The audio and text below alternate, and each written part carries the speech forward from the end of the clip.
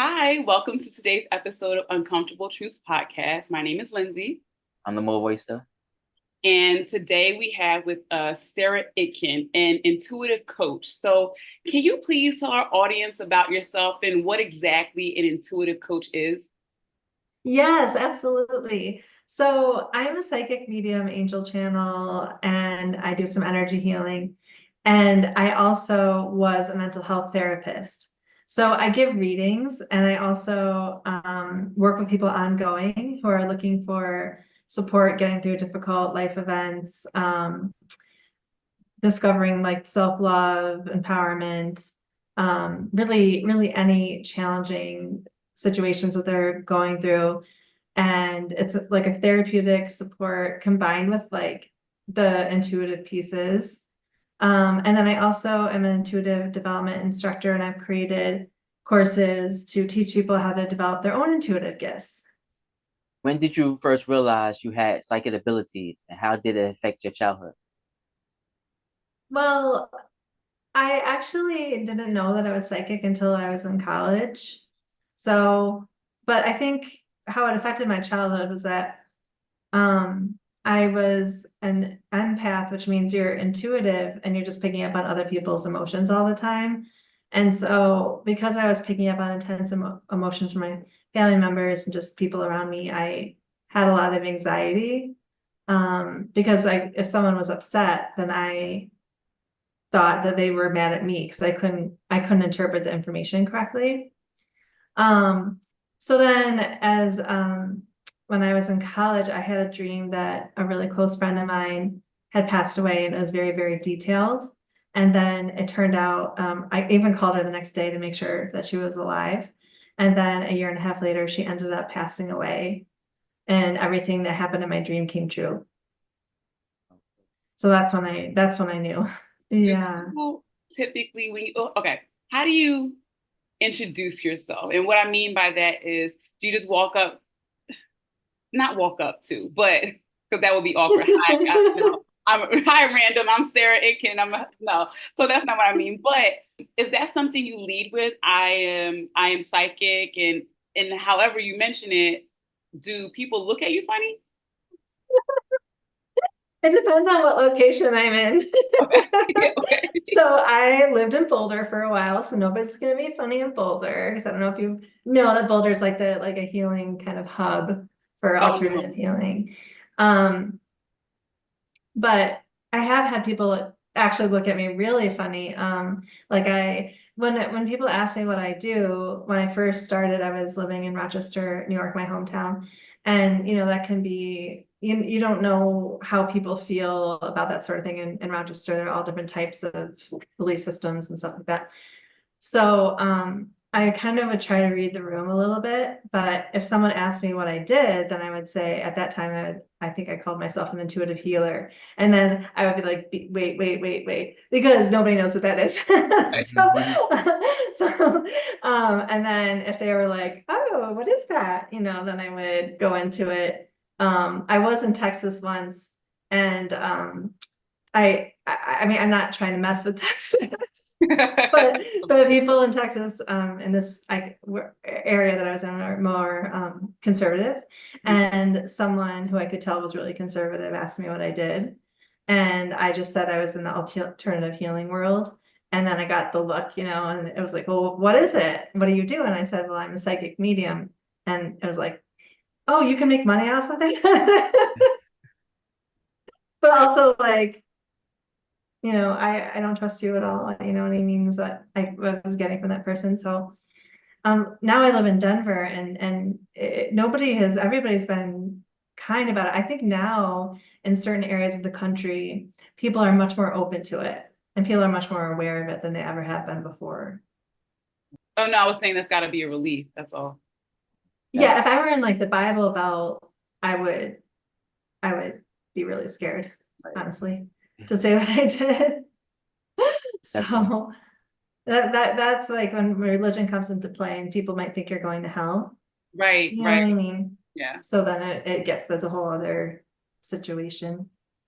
Can you share the most profound experience you had while connecting with angels or spirits? Oh gosh, there's so many profound experiences.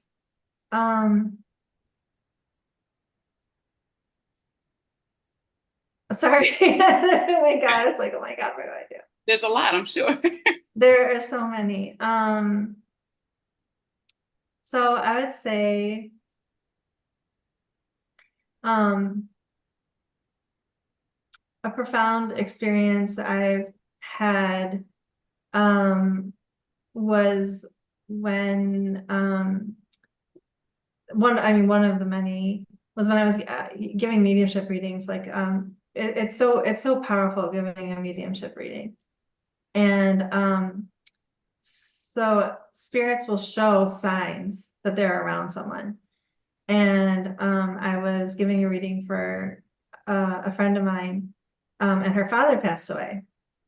And suddenly I saw in my mind's eye her father wrapping his arms around her. And at that, I was like, I bet right now he's hugging you energetically, so you'll feel a sense of warmth that is growing. And she did. And so I was just like, okay, let's just breathe into that and just allow yourself to feel this hug. And it was just incredibly moving, that she could have a physical sensation from her loved one, like an actual energetic hug. That's beautiful.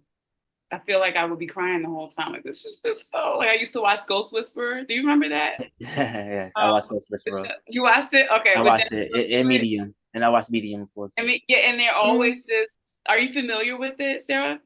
Or with those shows? I forget. I don't think I ever watched those shows, but I was thinking Ghost the movie. Oh, no, Oh, not Have the you movie, seen but that?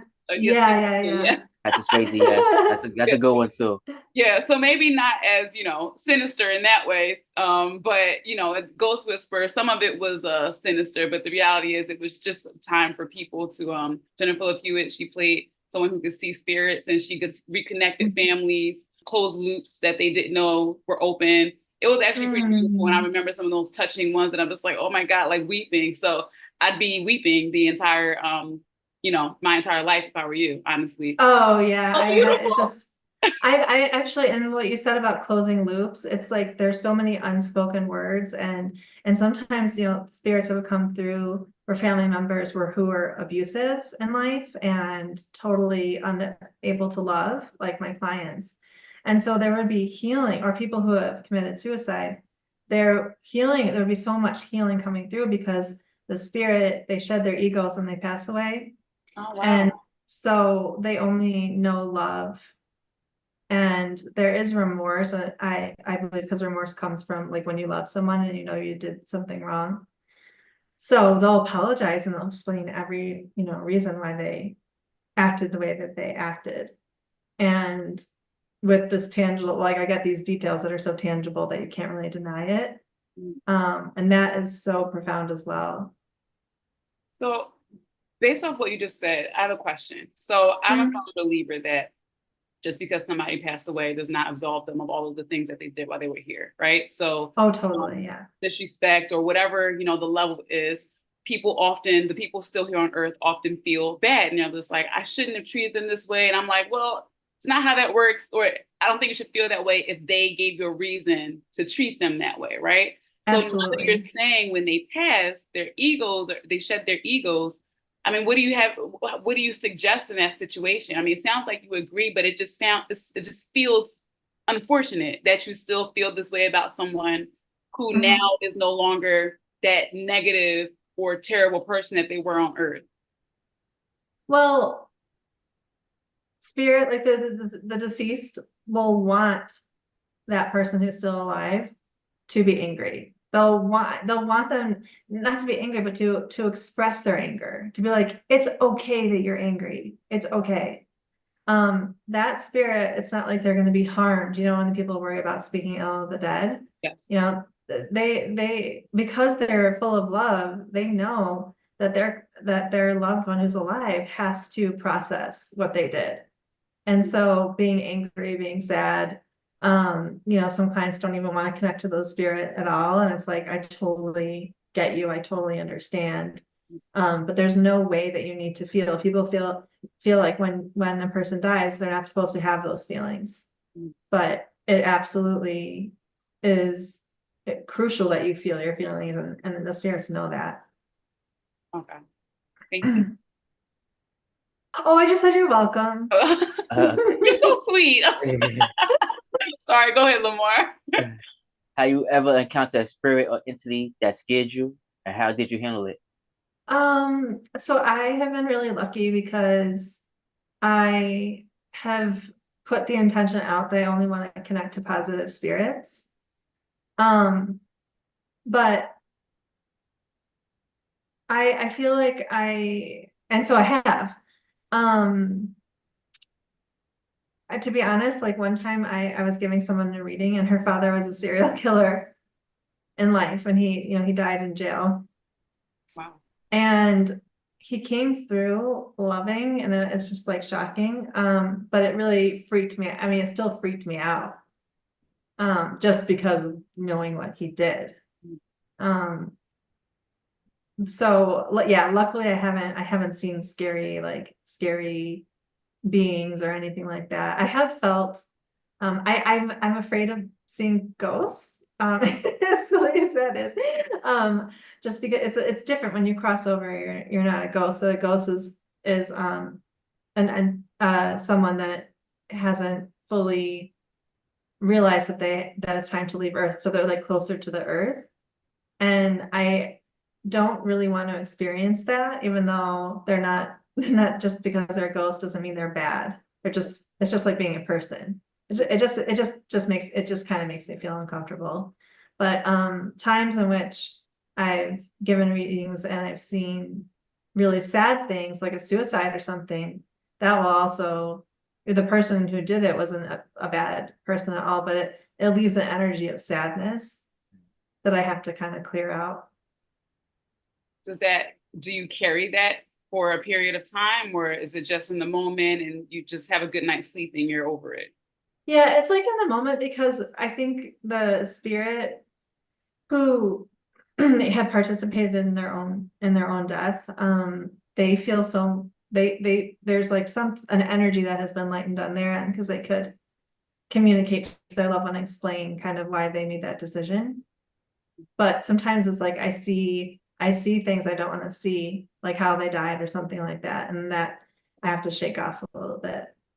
Are you familiar with like videos online that show like weird, strange things like shadows or situations where people will be sitting there and like cabinets will open and stuff like that? Are you familiar with those videos? Yeah. What do you think about those? Yeah. Do you think those are spirits, demons, or what? Well, so it's like kind of weird. I choose not to believe in demons because I don't want to have a belief that scares me. So it's like they may exist. I'm not God, you know what I mean? They may exist, but I don't want to believe it, so I don't. But I do know that there are negative spirits, just like there are negative people. And I know that, a person can attack you in real life, and I think a spirit can as well. But I like to say to people, because it's scary to think about that, and maybe the people, in these videos, I just wanted to say, you're more powerful than that, like than they are. Love is more powerful than anger. And so you can just call in your soul and your angels and guides and ancestors to stand up, for you. And that is, I think, just, there are people who focus on clearing out negative spirits, but that's what I just call them, is like negative spirits. But that stuff would freak me out if that happened to me. Okay. With that said, There are two channels that always like freak me out, and one of them is called Slap Ham. That's the biggest one, Slap Ham, and the videos that's on there is just so strange. So one video in particular, all right, the guy's in his hallway by the stairs. The bedroom door is open. He turned the lights on. There's nothing there. He turned the light off. You can see a figure in the shadow. He turned the light back on. It's gone. He turned it back off. It's still there. So by the time he did that about 3-4 times, that shadow started moving. He turned the light on and ran out the house. So, and then like these people like on that channel, he used software to see if the image was, or the video was altered in any way, and that video was not altered in any way at all. So unless somebody faked it real good, or that was a real shadow inside the man's house. And it's just, I seen stuff like that. It's just so weird. There's one video when a lady, she's sitting down and the dog pick his head up and looks at a doorway. And so she's like, what's wrong? And she look up, you could see like a hand and stuff come out through the doorway. And she got freaked out. And she's like, it's nobody in here but me and my dogs. Like, what was that? You know, so that's why I asked you that question. The dogs are ready for bed. It's just a peaceful night here. Get ready to go to bed myself. What the fuck is that? What? Oh, God! Fuck! Oh, yeah. I definitely believe that that stuff is real. I just don't want to go anywhere near it. What about you, Lindsay? You ever seen stuff like that? No, I've not. You mean like in real life, or you mean like in a bit like Video, real life? I got stories. I got stories about real life, like spirits and stuff like that. But okay. no. Yeah, I don't think I mean, I wasn't aware of it if that were the case. I'm one of those people that I believe in everything, if that makes sense. So it doesn't mean I'm going to practice it or that I necessarily believe it in the moment. But, you know, you saying you're a psychic, I'm not automatically going to be like, no, they don't exist. Yeah. I mean, I'm like, you know, absolutely. This world is vast. There could definitely be ghosts and spirits. There could definitely be psychics and witches and demons and warlocks. Sure. But I haven't knowingly experienced any witches or anything like that. So exactly, yeah. My family had an employee. This is years ago. They had an employee, and she's like West Indian and stuff like that. So she went to her family house for like a family event. It's like everybody was staying inside the house for like a weekend. So they all show up like around the same time. So they all go in the house, and there's a little girl with them. So they all go in the house. She knows the little girl. They goes in, and the whole weekend she don't see the little girl no more. So now they leaving. She said, "Oh, where the little girl at?" They're like, "What little girl?" And she described the little girl. She said, "Oh, I know what you're talking about." And went and got the photo album. It was like her great aunt that died like 30 years ago, 40 years ago. And it was just crazy that she seen that little girl walk inside the park with her. And then another story is different person, but also worked for my cousin. And she was going to do something illegal. Her grandmother called her. It was like, "You better not do that. You better not do that." Like such a.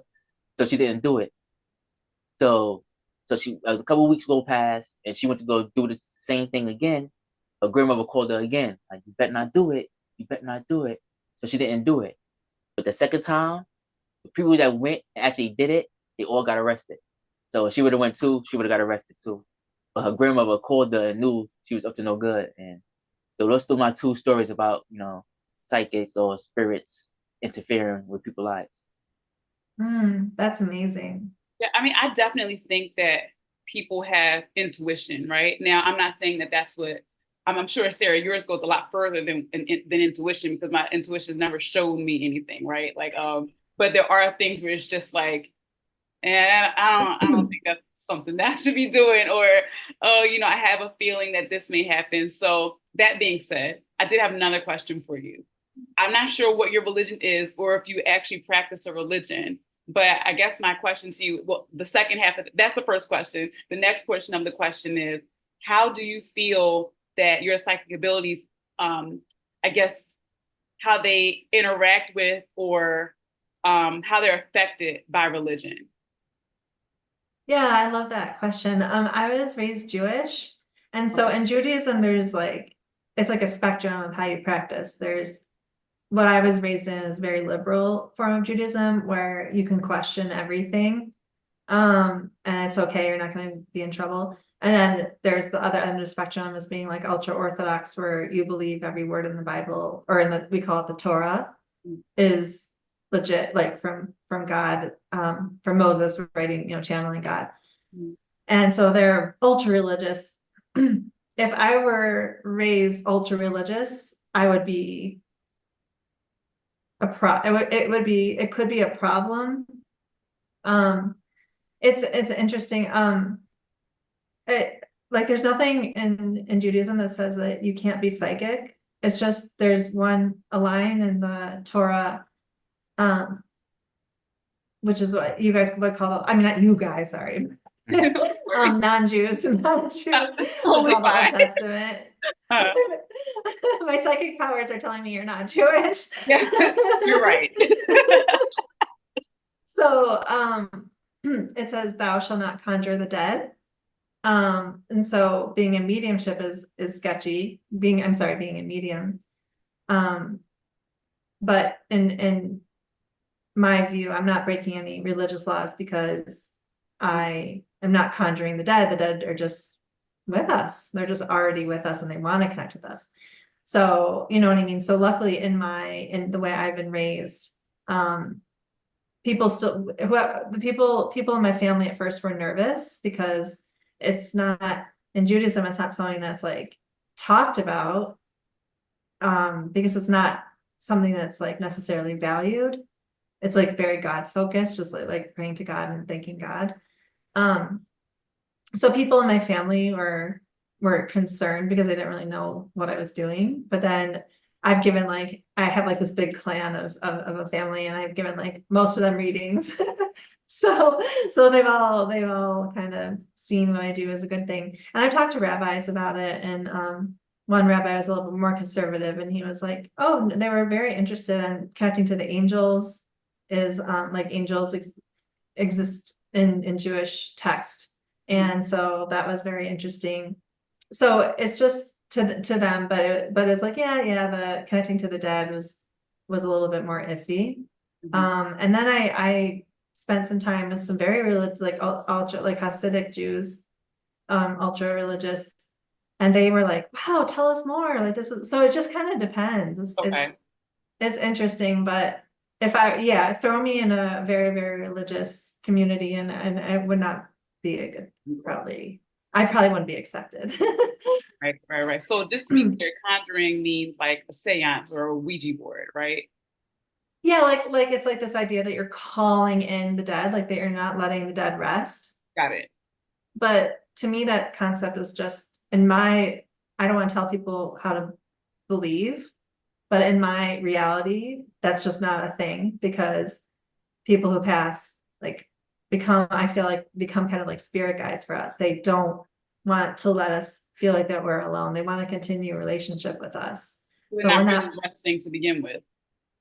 Yeah, they're just being. They're just on the other side in a beautiful place, just being there, being love and being there for us. Okay.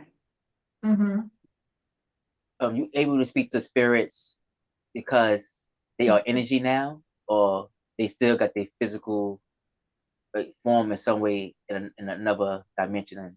Do you believe? Yeah, so I see them in the physical, in my mind's eye sometimes, but I think it's just because they're just trying to show me that they're there.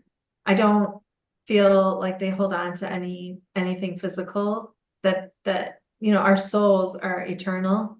So like their soul, the body fell away, but their soul is still there. So it's more like an energy.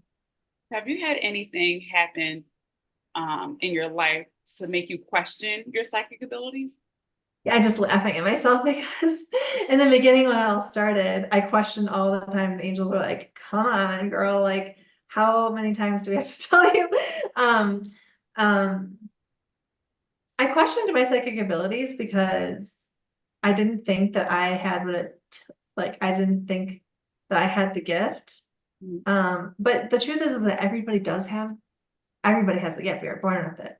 Right. It's just like certain people develop it automatically and most people don't.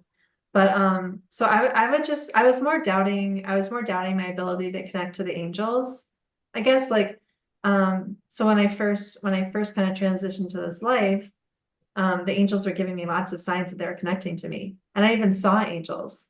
But then that self-doubt would come in and be like, no, you just want this to be true, you know what I mean? But at a certain point, like for example, I'll give you an example of a sign that I just couldn't ignore.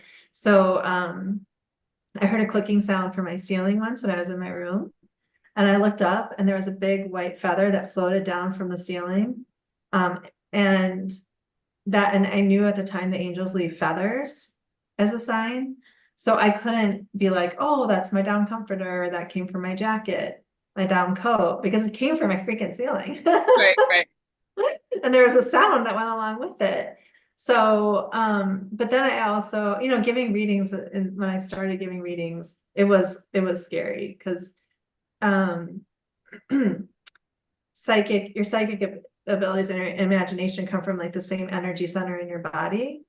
So I was afraid, giving a reading, like I would say something, be like, is that true?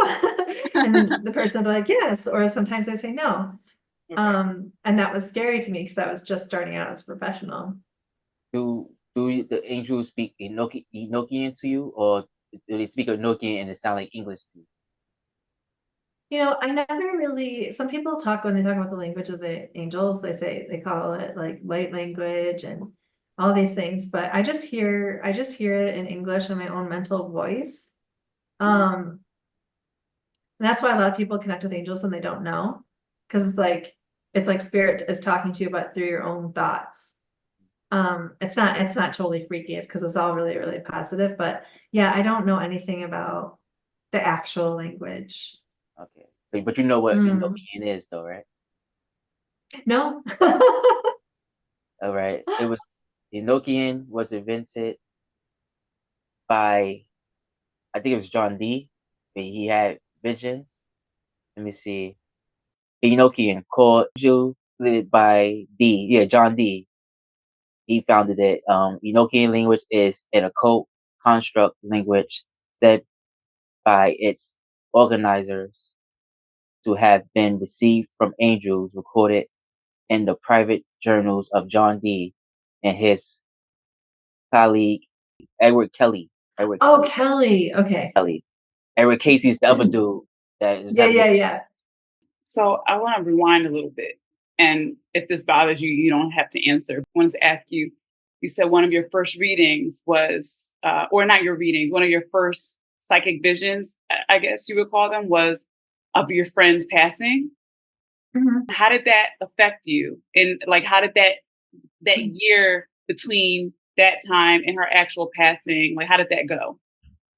Well, after I had that dream and I heard that she was okay, I didn't have any thought in my mind that she was going to die. I had no thought in my mind that that was going to be a real thing because I didn't know how psychic I was. Um, and then after she died, it led me to realize how psychic I was. And it also was very, very upsetting because that's not psychic information that I'd want to have. But it also showed me it was crucial that that happened. Otherwise, because they're being intuitive is a very, very important thing to develop, and it was part of my life's path to do this work. So I needed to figure it out somehow. And ironically, my friend was the first person to introduce me to the world of angels and psychics and mediums. And so it feels like she was just part.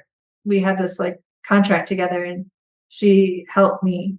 But it was very unsettling, and ultimately I just saw, well, it was a warning to me to help me prepare, even though I didn't use it as that way because I didn't think it was real. Okay. Do you consistently have visions of people you love passing, like before they do? After my friend died, my grandfather, I believe he came to me in a dream, and he was still alive, but he's like, I'm going to die in 6 months.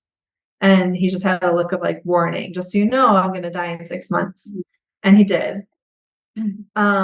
I heard about another death. I dreamt about another death and someone I barely knew, and that happened. But after that, like when I realized it was time to work with a teacher because I didn't like having these experiences. A teacher I knew could help me hone my gifts, but I had no idea what was going to happen after that. I stopped having those types of dreams. Wow, interesting. Okay. Yeah. Do you ever have visions or premonitions of things that's not related to your family, such as like COVID or a volcano erupting or a tsunami, something like that? I had these dreams before COVID happened that like something really big and horrible was gonna happen, and that I was gonna have to cope with it by myself. Like during COVID, we all were struggling so much, and nobody could take the pain away. Nobody could take the fear away and say it's all gonna be okay. Nobody knew. You know what I mean? And so I kind of dreamt about my journey, but when I was giving readings, I started to see visions of people stopping, something happening, like something big happening, and then everybody in the world stopping in their tracks, and then a lot of people awakening to their psychic abilities. And that's when I kind of became inspired to teach. But I didn't know I just heard it was like a shift, like there's going to be a big shift. I didn't know it was going to be COVID. Do you have to, are a lot of your dreams open to, or your visions open to interpretation, or are they more literal? Aside from the one, or are they more like the COVID visions, or are they more like the very specific vision you had about your friend? It's really interesting because I just don't have a lot of psychic dreams anymore. Oh, okay. After that, like, I can't remember, the last time I had a psychic dream. I have like really scary dreams, but it's like, but Not related luckily, to though. yeah, thank God. Okay. And that's a good thing, I guess, for you. Okay. Yeah, because, well, I don't mind having psychic dreams about positive things, but I don't want to have a psychic dream about Of something that's course. going to be negative. Right. Okay. I'm very much of like, I only want to see positive. I'm not into the negative. That's just me. Not your thing. Totally understandable. Yeah. So people who work with you, do they just say, hey, tell me my future? I don't need all that other stuff. I just want to know what's going to happen next week, or with my wife, or with my kid. Is that how it works for some people?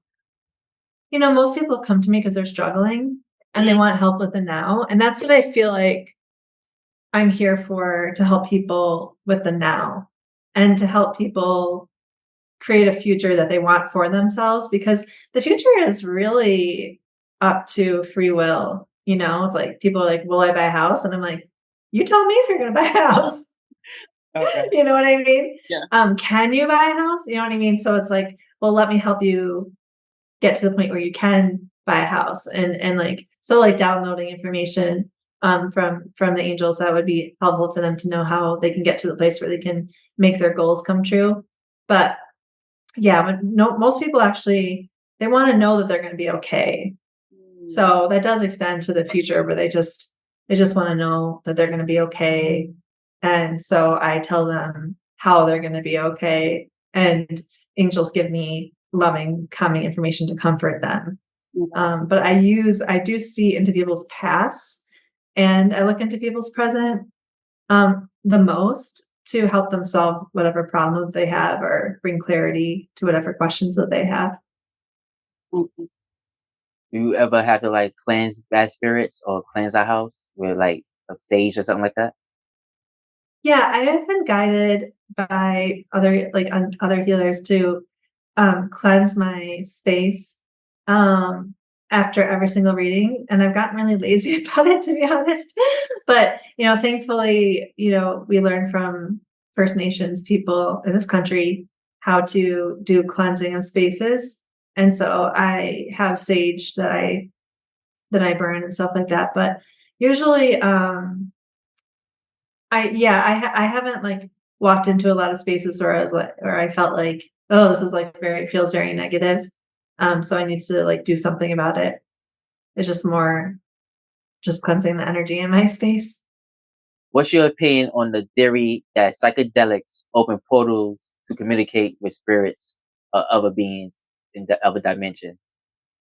I believe that because, if you go to the origin of that knowledge, it's all from shamans, like indigenous shamans. And so I believe that, if a plant is used in the proper way, it can be medicine, and it can be a gateway and a portal into the spirit world and into your highest self.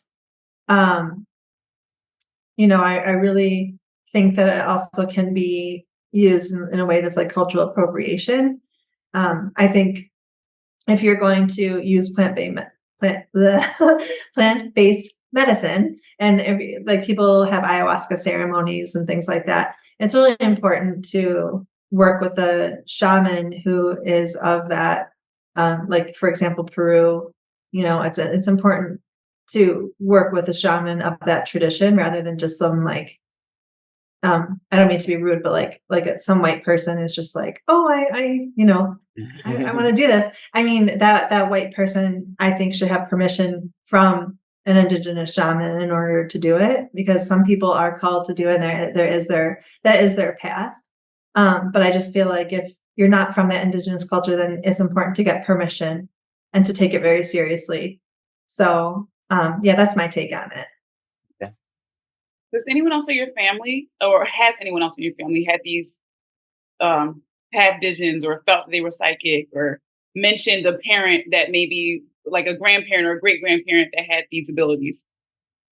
Well, my mom told me that she saw her grandfather and who had passed away in a cemetery, but she was just like, it was like there was this disconnect. Like she just was like, no, you know what I mean? She saw it, it scared her, and that was it. Like there's no one in my family that I know of that is psychic, but I mean, actually, that's not true. I have a lot of, relatives who are intuitive, but nobody who has done it like me, like as a career, like live my life so much with it.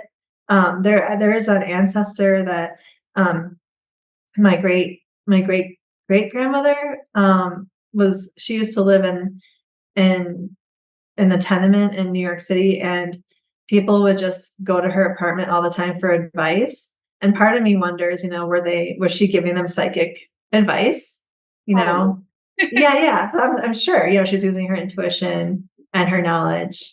So I like to think that. Okay. Is this also something like, the more you use it, the better it gets?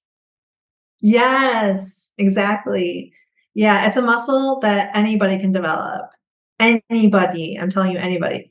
It's just about being open to it, being aware of it, trusting it, and then just practicing it. And then I don't think I'm unique. I think that a lot of my students actually had more psychic experiences than I did before I started. So I'm like, oh my God, there's so many people who could be just, giving readings just like me, you know what I mean? That they don't, because it's not like what they want to do for their career, but so many people can. They just don't know.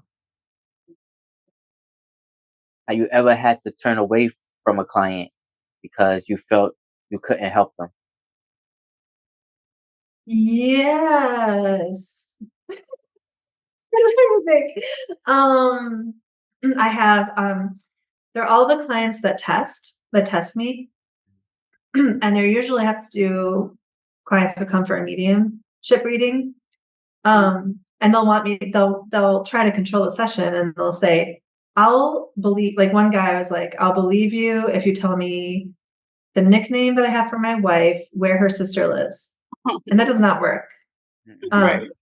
It scares me. It makes me anxious. I'm a human being. So, you know what I mean? It makes me anxious. So I'm like, you know what? Let's call it.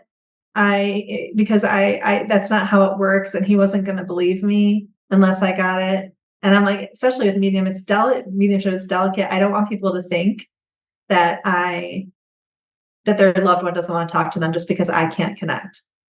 And so I'll just be like, let's end the session. In these very rare instances, I'll give them a refund if I feel like if it's just too hard for me, I'll just give them a refund and tell them that, make sure that they understand that it's not because the spirit didn't want to talk to them, but it's just I don't like it when people try to control a session. It's not how it works. Okay, so now I have another question. Based off your expertise, I have a loved one who feels that ever since, so a very close person to them passed. and they feel that, you know, other people dream about them, or feel their closeness, everyone except for them. Oh, yes, that's so common. Okay. Is there a reason for that? Like, is that person, do they want it too much, or are they not really open to it even though they think they are? Like, how do you make sense of that? It has to do with grief. But you said it was recent? 2015. Okay. Recent. Yeah, I mean, if it's a really close loved one, it has to do with, but it doesn't even matter if it was recent. It has to do with the level of grief. So when people are grieving deeply, it's harder for them sometimes to receive. It's almost like, actually, I'm hearing it like from spirits, like it's like being blinded by grief. And so, for example, my cousin, one of my older cousins passed away, and I was connecting with him, and I told his daughter that I had a dream about him, and that she would have dreams about him. And she was like, "Oh, I haven't had any dreams about him."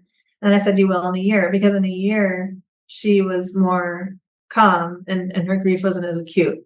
So that could be one reason. The second reason is because people might be looking for the wrong signs. You know what I mean? They might not be aware of signs. So, for example, a lot of people might not be aware that angels and deceased loved ones can communicate through numbers.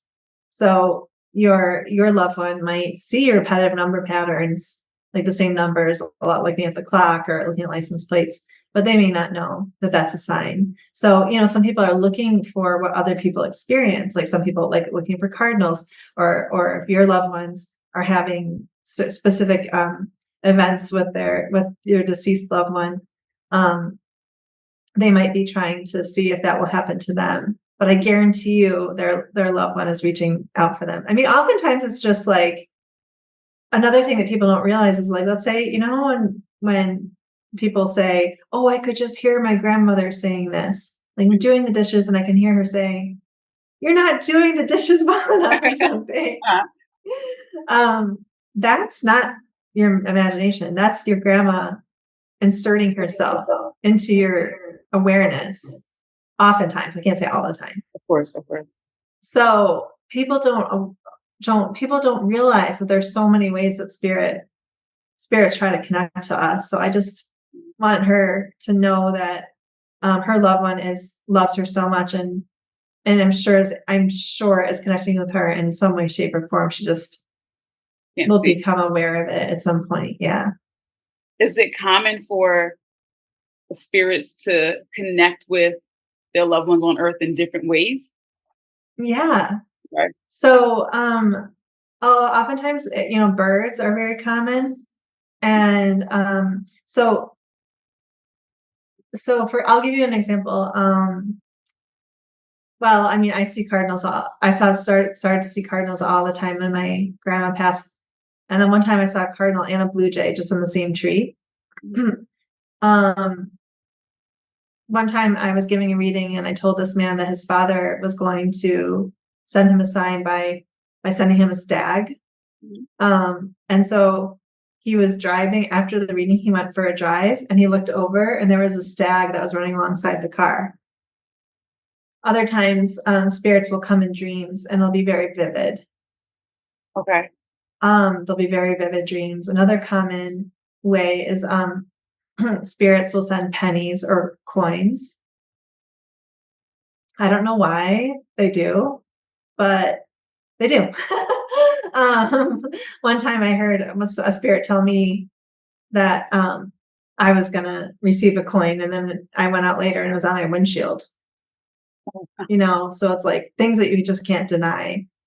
How else spirits can connect through shooting stars, butterflies, dragonflies, and feathers, like people finding feathers a lot around, like bird feathers, from actual like communication. I mean, my dad recently passed away. My mom had times where she actually saw him, and he was there.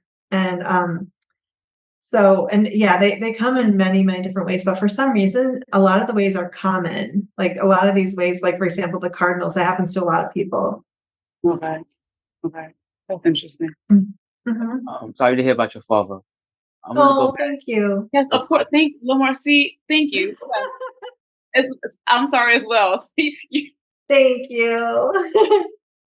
I want to go back to you saying that the person may hear their grandmother voice in their head because she projecting it. So I'm gonna go back to that. So I remember times where I heard somebody say something like, "Did you say something?" No, I didn't say nothing. Is that them projecting their voice like through the ether into you? Oh, that's a really good question. Yeah, like I think people can communicate telepathically.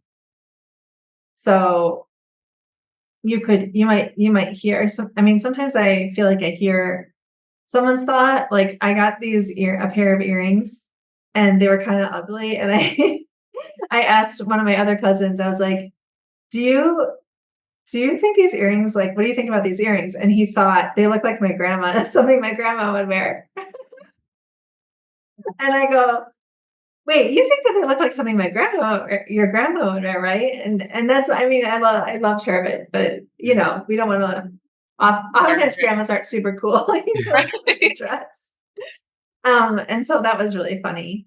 But sometimes you might hear a spirit, and you might think that was they might talk to you out loud. But for me, mostly I hear everything in my mind. Can you share a success story from one of your psychic parties that stand out in your memory? Yeah. So there was this one part. I guess I'm talking a lot about mediumship today. It's really oh, yeah. interesting. It's really cool. We're not used to. I don't know any psychics. Oh, I'm so honored to be your first So psychic. this is really cool. We definitely know you have other things going on, but we're just, at least I am, enamored by this. I'm like, tell me more. Oh yeah, no, it's so funny because it's just interesting the topic that I'm talking a lot about mediumship because there's all psychic stuff and angel stuff. But at one party, everybody's loved one came, everybody had a loved one came through. So I would like at parties, like I'll sit with someone for 15 minutes and the next person will come in and the next person.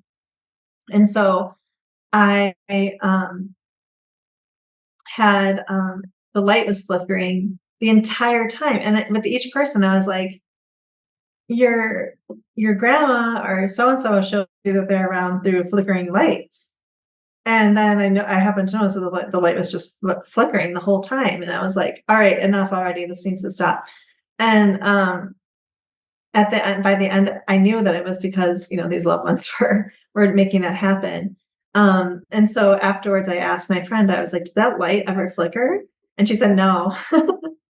So that's really amazing. I mean, a lot in psychic parties, like a 15-minute reading, so much can come through, so much healing can come through during just, people helping people discover what their life purpose is, helping people navigate through toxic relationships. At one time, this woman came to me and asked me about her dog, and then I saw that she was in a physically abusive relationship.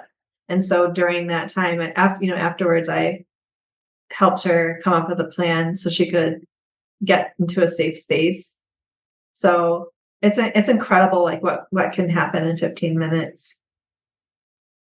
Does anyone ever give you a problem about you charging for your services? Like, do they? Yes. Oh, okay. Well, I used to give readings when I first started in Boulder, Colorado. There's a street called Pearl Street where where it's a walking. You can only walk, like there are no cars allowed. People will come to me like, "How dare you charge?" And I'd be like, "Excuse me, but what do you do for work? Do you charge?" Like one guy was an electrician. And I was like, "Do you charge?" He said, "Yeah." And I was like, "Well, this is what I do for my work." It's ignorance. People feeling like if you're a healer, you're not allowed to charge, but like you're just supposed to do it because you're a good person. But it's about energy exchange. You know what I mean? It's like I would do it I would do it for free. You know what I mean? If I could, you know what I mean? But I cannot do it for free. And I also feel like I want, like, we all want to feel, I don't know, we want to feel like we're receiving when we're giving. It's like giving and receiving is very important. Because if you give too much without charging, then you're just going to feel depleted.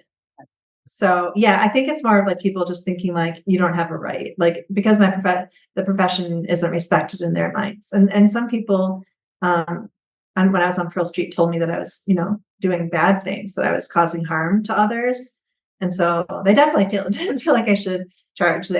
And so though that was, those were interesting conversations, but not very fun for me. Yeah, of course. Theta healing. Theta? So Okay. yeah. Mhm. Can you explain it for me, please? Okay, explain it. Sorry. So theta healing is a type of energy healing that's done totally hands off.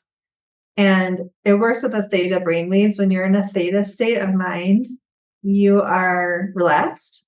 And so theta healing is about reprogramming belief patterns. So this woman, Diana Steibel, came up with this healing from her guides. And basically it's like through a meditational prayer, first of all, you psychically intuit what a root belief is that's causing all these other negative beliefs. For example, people who have low self-worth, why do they have it? Do we get down to the bottom of it and discover that one belief that's creating like a sense of lack of self-worth? And then through this meditational prayer, you help that person release it. And then we call it downloading new beliefs. So through another meditational prayer, you hear from spirit and from that person's higher self new beliefs that need to come in order to replace the negative belief. And so you essentially download those beliefs. It works. It's incredible. And then by the end of it, the person usually, doesn't have that belief, their original belief anymore. Okay. So it helps like shift their lives. Okay. So my question is based on theta healing. How do you address the criticism that theta healing is not scientifically supported and could give false hope to those with serious health conditions? Oh, I love that. Well, that's true. Theta healing is not scientifically supported. And I never will ever tell anybody to not see their doctor. That's a big problem in this line of work. And also in theta healing, she also says that it's important to see a doctor. Like it should be considered complementary. It doesn't replace medical care. But that's a big problem where, like, I mean, I'll never say that my advice will replace the advice of a doctor or an advice of a lawyer or psychiatrist or psychotherapist. But at the same time, you don't have to throw the baby out with the bathwater. Like, just because something can't be proven scientifically doesn't mean it's not real, and it doesn't mean that it's not effective. To continue what you were saying, it really sucks because science is based off of a lot of science anyway. It's based off of what society or those scientists have deemed worthy enough to look into. Yeah, exactly. So not saying like I'm a true believer in science, but I also can acknowledge that, especially being a minority and being a woman, there's a lot of things that could be looked into scientifically, but no one really does because, they'd so much rather just put money towards Viagra than looking into like, I don't know, polycystic ovarian syndrome, right? Absolutely. But, the women with PCOS are told, I think that's in your head. But, so anyway, all that to say, I was totally agreeing with you. Rephrase that made me think about how, science, you should see your doctor, but it depends on who sees it as worth it to look into it because there's a lot of things.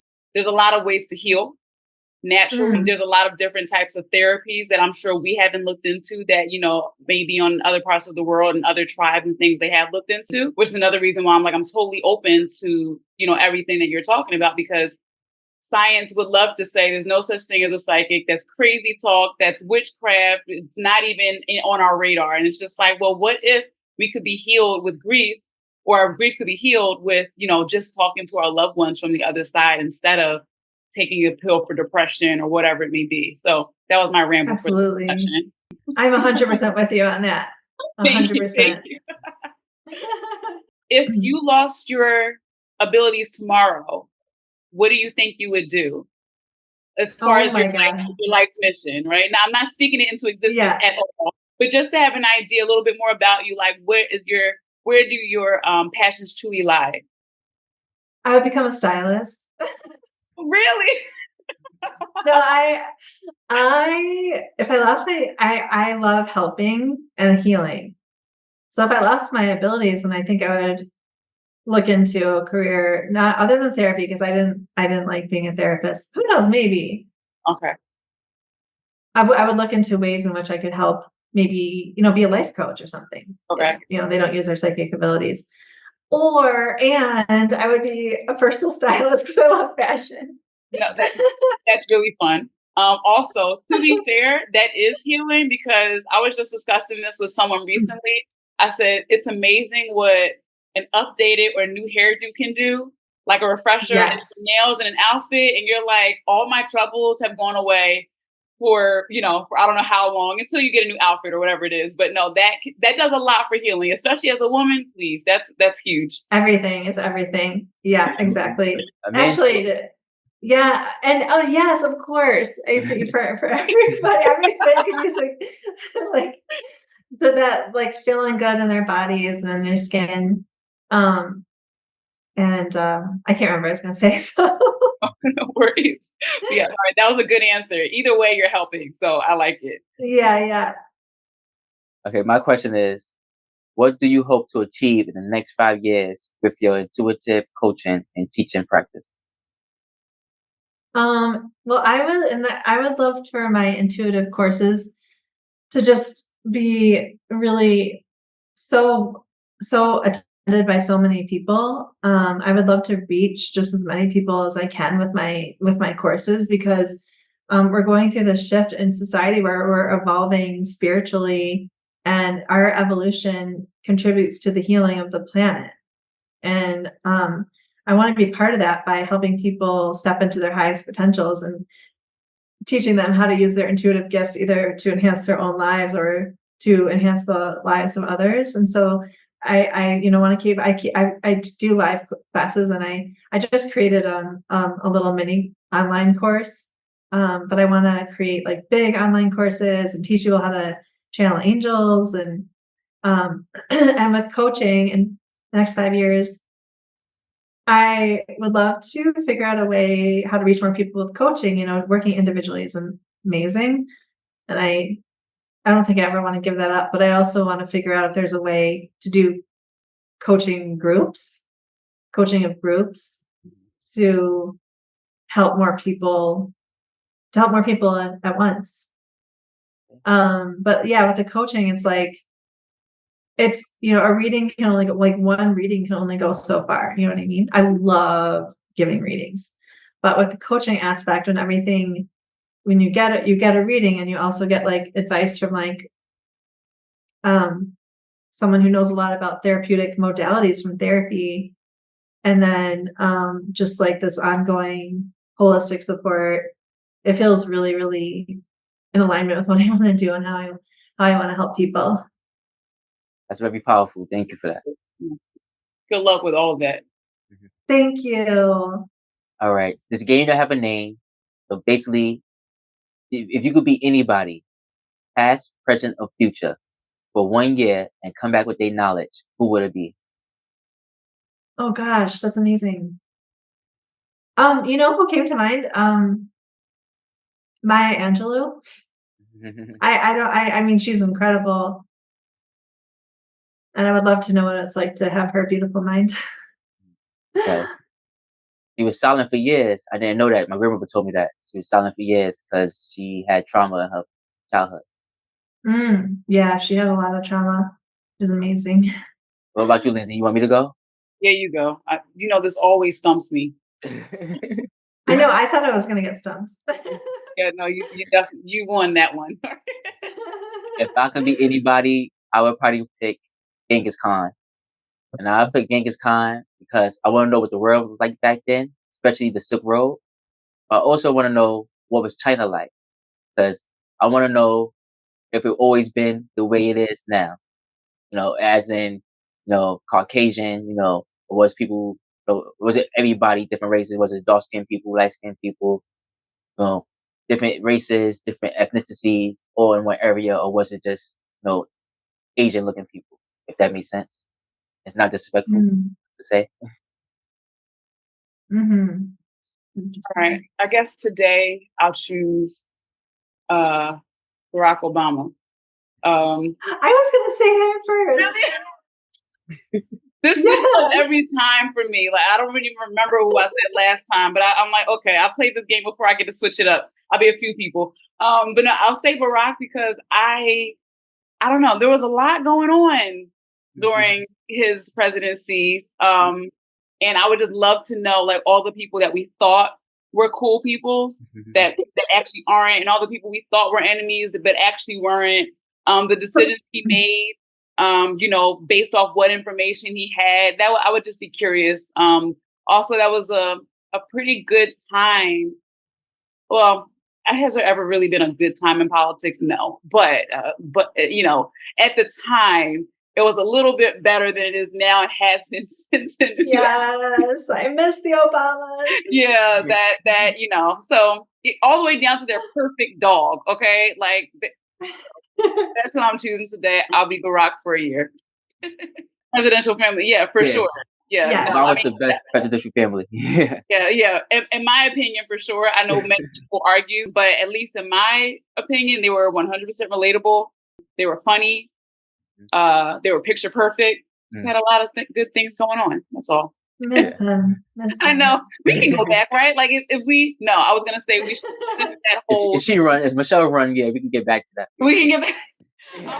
I'm like, we should lift the 2-term, limitation. But then I said no because other people take advantage of that we don't want. So exactly. Bloomberg did it in New York, so maybe they can do it for the presidency. Say it again. Bloomberg did it in New York, so maybe they can do it for. Oh, really? Yeah. Okay, yeah. It's probably not safe for the presidency as long as certain people are around. Yeah, Bloomberg changed the law from 2-term mayor to 3 terms. And then when he was leaving, he changed it back to 2 terms. Oh, that's. Why didn't Obama do that? Just change it back. I know, right? Yes, but thank you so much for joining us today, Sarah. That was so enlightening. I think we can definitely both agree. Can you also mention your social media or ways people that can reach you, our audience can reach you if they like? Yeah, you can go to my website. Should I spell it or will you guys put it in the link? Whatever best for you. Yeah, it's SarahItkin.com, but you should probably just look at the link because my last name is hard to. Nobody knows how to spell it. Yeah. I'm on Instagram. I'm Sarah Itkin Intuitive. That's my name on TikTok too. I've been posting a lot of content, and I have a Facebook group called Intuitive Connections. And please feel free to book a reading. I'm giving 20% off for clients who are listeners, and you just put the coupon podcast, all caps, and enter it, and then you can book a session with me. And then I have my little mini course for $17 that you can go and find online. And my bigger courses are going to have a couple coming out soon. And then I just kind of always have the course at some date. So you can let me know if you wanted to do that as well. Thank you for that. And I'll definitely put everything in the description so they can find you easily. Thank you. Wish you nothing but the best. Again, you too. For doing this. Thank you. So that's it, guys. Thank you so much for joining us for today's episode of Uncomfortable Truths. Definitely look Sarah up. She's full of great things. Yes, definitely. Thank you. Bye.